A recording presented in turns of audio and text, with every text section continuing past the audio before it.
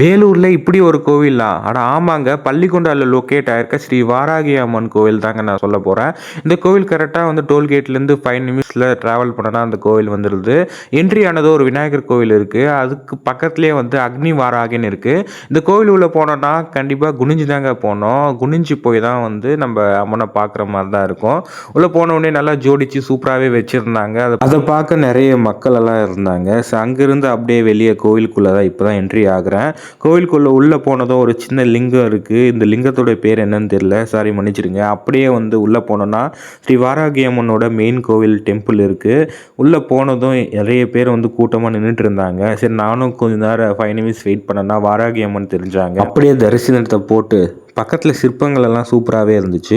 அதுக்கப்புறம் அன்னதானம் கிட்டத்தட்ட வந்து நான் போகும்போதே 3000 பேர் வந்து வந்திருந்தாங்க. அந்த 3000 பேர்த்துக்கும் அன்னதானம் வந்து இலவசமாகவே கொடுக்குறாங்க. அப்புறம் இந்த கோவிலோட ஸ்பெஷல் இதுதானம்மா, பெண்களெல்லாம் வந்து அம்மியில் மஞ்சள் அரைப்பாங்களாம். மஞ்சள் அரைச்சு கைப்படவே அம்மனுக்கு பூசுவாங்களாம். அவங்க மனசில் இருக்கிற எந்த கஷ்டங்களையும் அந்த அம்மன் தீர்ப்பாங்கன்றது தான் எல்லாருமே ஸ்பெஷல்னு சொல்கிறாங்க. நீங்களும் தான் டைம் கிடைச்சா அந்த கோவிலுக்கு வந்து பாருங்க.